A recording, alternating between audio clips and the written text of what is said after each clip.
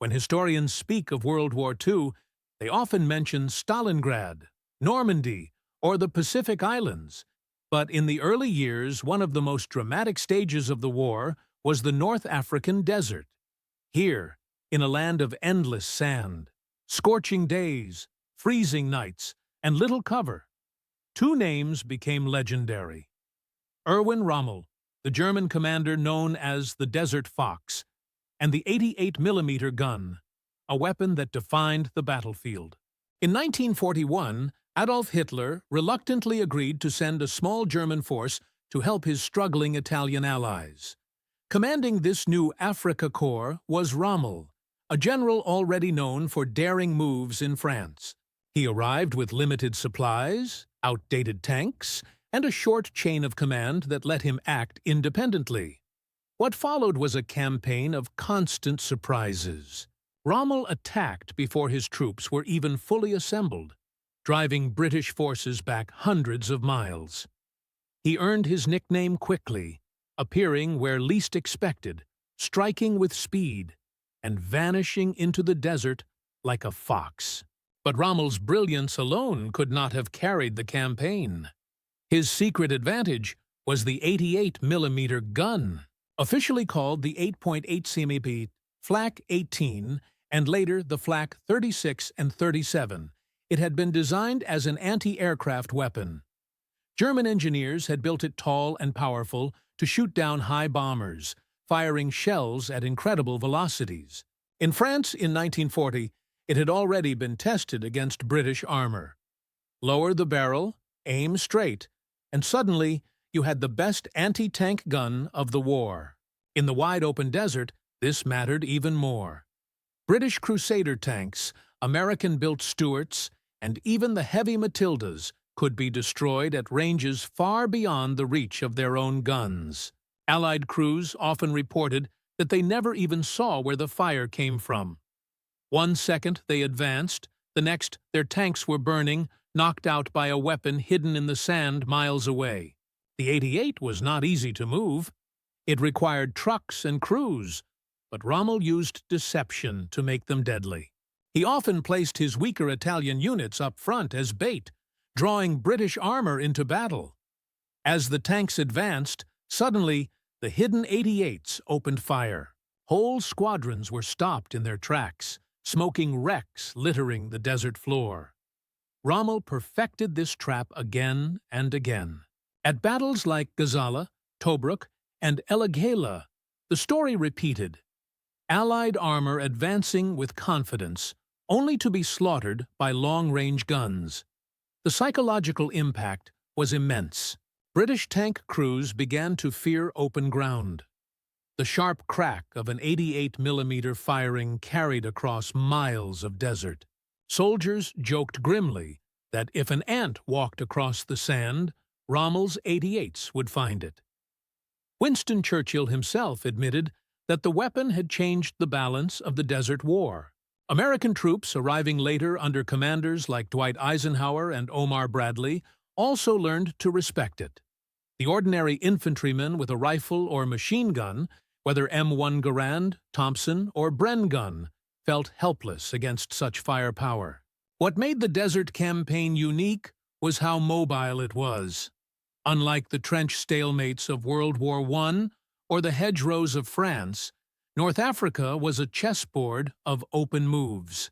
Rommel exploited this to the fullest, striking supply lines, capturing fuel dumps, and then retreating before superior numbers could crush him. He knew his own weakness. German logistics were stretched to the limit. Supplies had to cross the Mediterranean under constant attack by British ships and aircraft.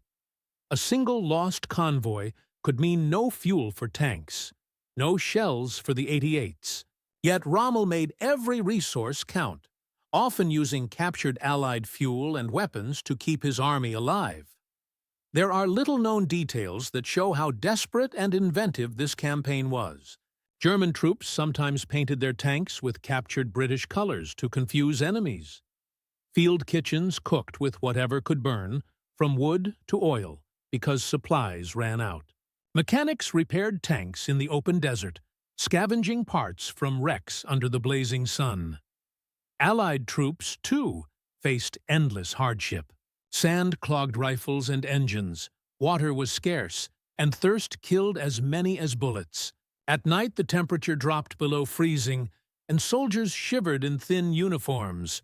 Yet both sides fought on with determination, knowing the Desert War was about more than sand.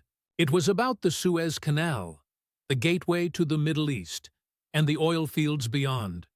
Whoever controlled North Africa controlled supply routes and resources that could shape the whole war. Rommel's opponents changed over time. At first he faced generals like Archibald Wavell and Claude Auchinleck. Later he confronted Bernard Montgomery, who brought discipline, planning, and massive reinforcements from Britain and America.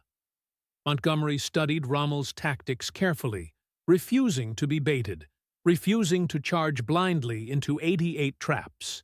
By the time of El Alamein in late 1942, Montgomery had assembled overwhelming force, hundreds of tanks, heavy artillery, and complete air superiority. The Desert Fox still struck hard, but even the 88mm guns could not stop the tide. At El Alamein, British artillery fired over 1,000 guns at once, a barrage so intense it shook the desert floor. Rommel's lines bent and finally broke.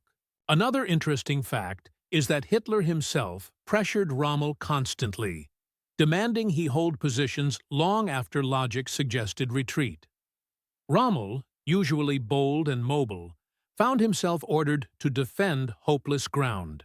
The 88s inflicted terrible losses, but the weight of Allied numbers, fueled by American industry and British resolve, became too great. By 1943, the Afrika Korps was retreating toward Tunisia. Finally, surrounded and cut off, tens of thousands of German and Italian troops surrendered. The Desert War was over. Yet Rommel's reputation survived. Even his enemies respected him as an honorable opponent. British and American soldiers admired his daring and his ability to achieve so much with so little. Montgomery himself admitted that facing Rommel made him sharper. The 88mm gun, too, lived on in legend. It was not just an anti-aircraft weapon or an anti-tank gun. It became a symbol of German engineering and battlefield terror. Allied crews spoke of it in hushed tones, and even after the war, militaries studied it when designing their own weapons. Looking back, Rommel's desert campaign showed both the brilliance and the limits of German warfare. Tactics and technology gave early victories, but without secure supplies and overwhelming numbers, even the most feared gun and the most cunning general could not win forever. The Desert War also prepared the Allies for bigger battles to come. The experience of facing the 88 in North Africa shaped how Eisenhower and Bradley planned for Normandy. The lessons learned against Rommel's traps helped save lives later in Europe.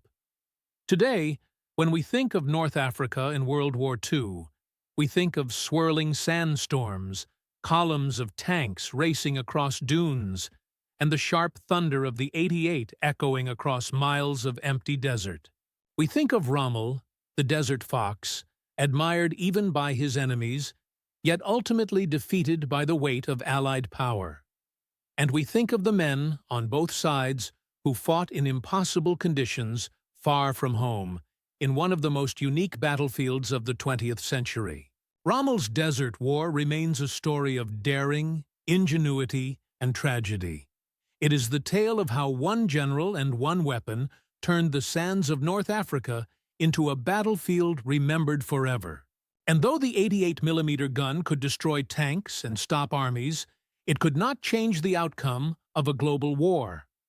From the deserts of Libya and Egypt to the final battles in Tunisia, the rise and fall of the Afrika Korps showed that even the most feared trump cards have limits.